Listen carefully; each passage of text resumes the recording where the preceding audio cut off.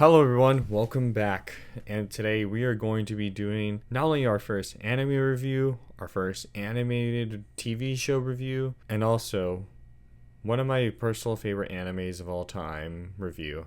If that makes sense. Sorry for the bad grammar there, but anyways, we are going to be reviewing what I would like to say and what many have to say is the greatest anime ever made, Clannad, and its season 2 companion, Clannad After Story. So for this review, I'm going to be reviewing both of them simultaneously, as I think it's a lot more interesting to do it that way, and not only does it make the video a little bit longer, not that I'm monetized or anything, I'm not, but still, I just think it would make a lot more sense for that. All my reviews are pretty much not scripted up until maybe sometime in the future, but anyways, we're going to get started with Clannad, the greatest anime ever made. Sorry for that.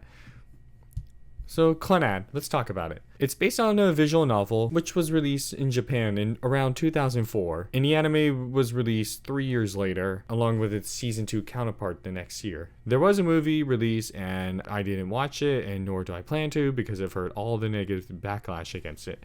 So anyways, let's talk about season 1.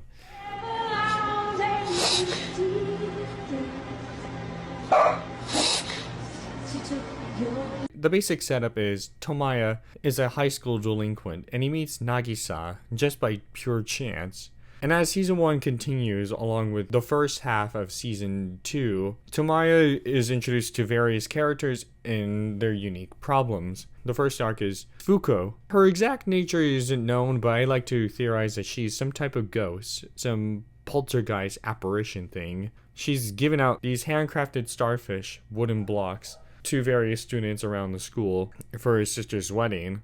And her sister didn't marry up until this point because the real Fuko is in the hospital wing, still in a coma for various years up until this point. We do see her later on in season 2, but at the end, her sister decides to get married, and after people forget about her, Fuko gets her wish and everyone attends her sister's wedding, which was all that she ever wanted, was essentially her blessing. It was essentially her giving her sister a blessing to move on with her life, and I really like that a lot. The next arc is personally my favorite arc, the Kotomi arc. At first when I saw Kotomi, I wasn't very impressed with her. I didn't really care too much. I thought she was like a dorky character and that's it. That was all her character. She seemed very space cadet-y like, and there was nothing more to her. But as we see in her arc, we find out about her backstory, about her parents dying and her godfather wanting to give her the suitcase that was recovered, which has a teddy bear. And the teddy bear symbolism is meant to represent her sort of childhood innocence, reclaiming it, at least in a sort of way. Her parents did in fact love her, despite the fact that she had an argument with her parents beforehand. I would like to say, with this one, I thought this one was very well done and executed. It made me really like this character a lot, and in fact, she's actually my favorite character from Clannad, besides Tomoya and Nagisa, I would say. Those are two arcs I can recall at the moment, but essentially it goes on where towards the end of the season 1, Nagisa wants to put on a play. After much strife with the school, she puts on a show, but she stops in the middle of performance because she learns that her parents, Aikiko and Sinise, sorry for the bad pronunciations, had ambitions in life. Sinise wanted to be a teacher and Aki wanted to be an actor. And we see in the backstory that he was a very good actor. In fact, I would say, even though he didn't pursue an acting career, we see his charismatic, eccentric personality carry over into day-to-day life. ま、かなり高いハードルだとは思うがな。私のかなり高いハードルだったんですね。俺は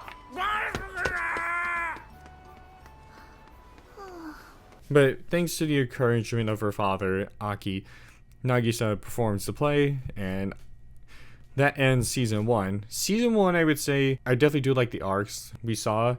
There was a few I felt like were filler episodes, but those episodes I think were necessary so we can learn about other characters like Koyo, Ryu, and Tomaya's best friend, Yuhi, who will become relevant more so in season 2 with his arc with his sister Mai. A lot of the characters, at least in season 1, are very eccentric, very charismatic, and I really like that a lot.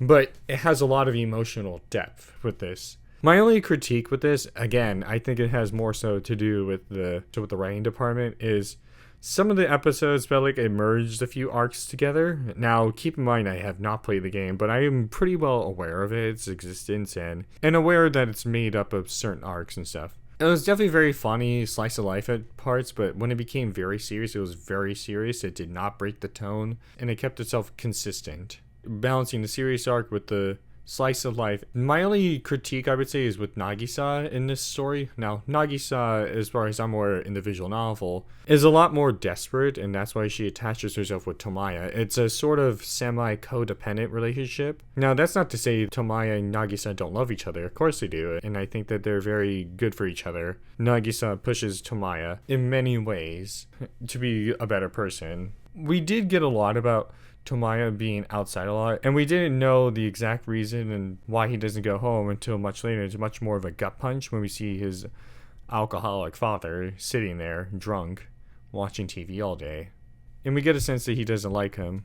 Nayuki's his name, by the way. I think another thing I found really interesting with this first season was the girl in the imaginary, illusionary parallel dimension or world, which we'll get to in season 2. We'll learn about her identity. That's one of the few critiques I had with the play segment, is I wish we did get to see the parallels between this illusionary world and Nagisa, because for some reason, at least in this timeline, Nagisa knows about this imaginary girl, but how and why is beyond me, and it's really strange. That's not the focus of that. I know the movie does something similar, but it's not important. So on to season 2, Clannad After Story, and oh boy, we have a lot to talk about. Not in a bad way. This is the most shocking thing ever made, I would say. Shocking in the sense that this anime hits like a freight train running at 10 billion miles an hour in the vacuum of deep space,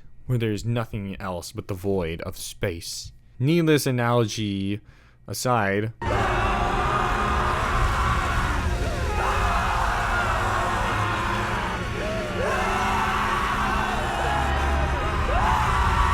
season 2 picks up not long after with the next year, because Nagisa had to be held back again because of a condition that she has in which she has to stay home. And while I did research on this topic, some comments on Reddit suggest that she has crescent blood, and I don't use Reddit, nor do I want to.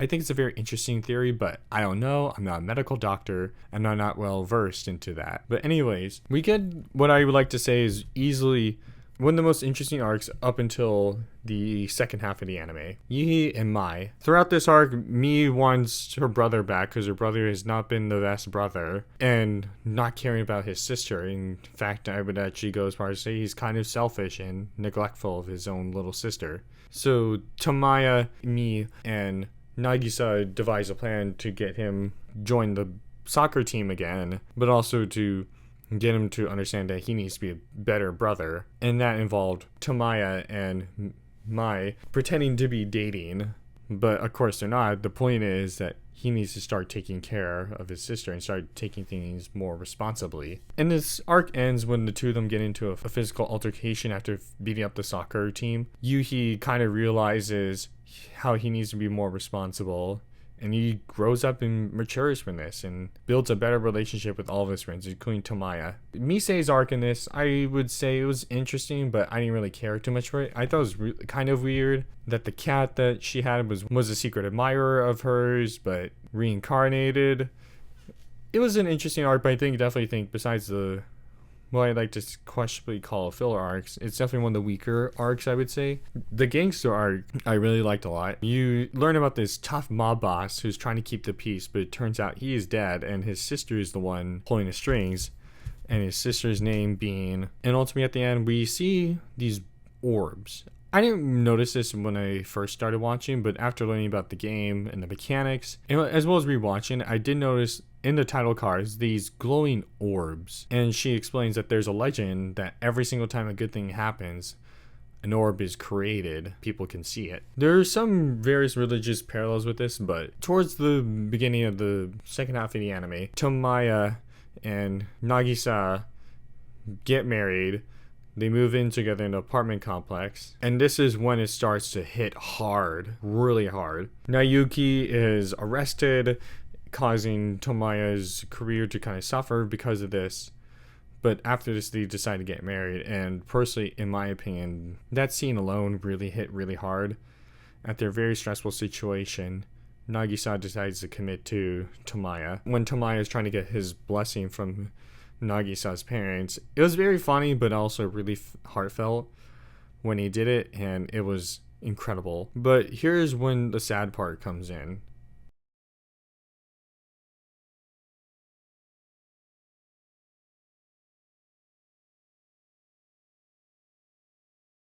Nagisa dying. Yes, it gets really shocking right here. It gets really shocking. During the birth, because of her condition, Nagisa has complications at childbirth and she dies, giving birth to Ushio, their daughter. We then jump forward in time where Tomoya has just been drinking and gambling. He wasted all of his time pursuing essentially his own selfish desires over his own daughter. But then he reunites with Ushio and he even takes her to school. At the school, he meets his old friend, Koyo. While out with his daughter Ushio, taking her to a field of flowers that he went with his own father, Niyuki, many years ago, Tomoya meets his grandmother, Ushio's great-grandmother, and she tells him about how his father actually did care about him. Despite his problems of being an alcoholic and not being the best with him, he ultimately cared about his own son and wanted to do what was best for him. He might not have been the best father, but he was there for him. And Tomoya learns to forgive him in a very heartfelt scene, which I like to think in headcanon still occurred the same way it does in the anime. But just when this happens, tragedy strikes again, as fate always does. Ushio has inherited the same illness as her own mother, so she cannot be outside in the cold or winter for too long, otherwise she dies. Ushio wants to go for a trip, and in a slow burn, she dies out in the winter, with Tomoya holding her in his hands. And in my opinion, it's here he dies too. And he wishes that he never met Nagisa, and that everything bad was because that he met her. But in the illusionary world, we learn the truth. The girl in the illusionary world and the robot that we see is Ushio and Tomoya. And Tomoya learns that it was actually a good thing that he met Nagisa, because he made so many people happy, even himself. And is with this wish, he time travels back in time to meet Nagisa and embraces her, telling her that he loved her. Towards the end of the anime, we see Fuko, who had earlier in season 2 had woken up from a coma, but is still very childish because she missed out on several years of existence. She sees Ushio sleeping at the tree where we see the title cards, and then the episode before the recap finale, it's a fun slice of life where Yuhi, Kyo, and Tomoya just have classic fun, kind of classic slice of life anime, and how they had encountered Nagisa before but without even noticing it. And the recap episode, I really liked the ending of it, where we just see Fuko, Ushio, and Tomoya underneath the tree, and we just hear Nagisa calling them, saying it's time to go home. That, to me, is one of the best anime endings ever made. Everything, as you can tell, I loved everything about it. The writing was excellent. I think it translated the visual novel perfectly. It did change up a few elements. I know there was one arc that wasn't adapted, and again, I have not played the visual novel, but I am very well aware of its existence, like I am with this anime. Excellent writing. Kyoto Animation outdid themselves as always. And if you don't know what Kyoto Animations has done, besides Clannad, they've done The Shape of Voice, aka A Silent Voice, Violet Evergarden, and many more anime I can list, but I don't have the time to explain them all. But anyways, this anime is amazing. It has a special place in my heart.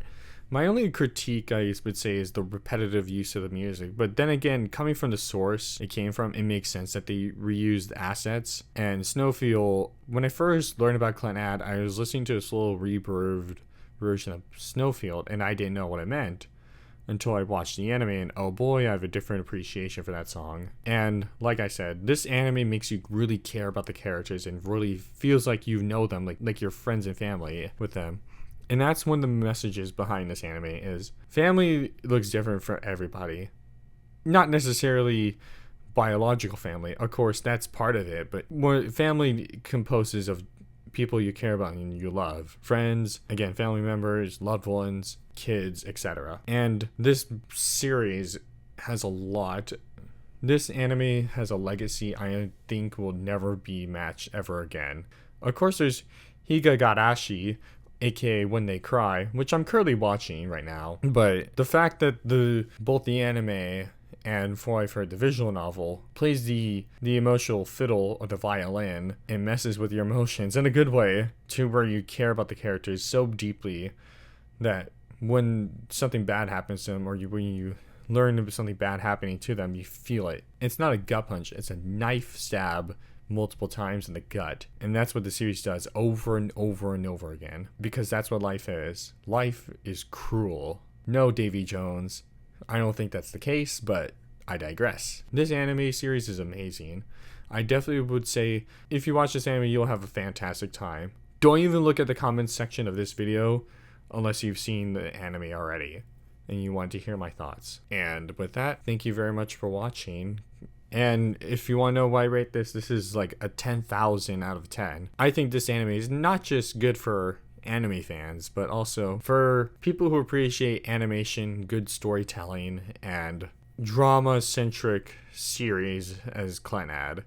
It's emotionally powerful, it's emotionally devastating, but at the end, it's all worth it because everything will be alright. Thank you very much for watching, and I'll see you soon.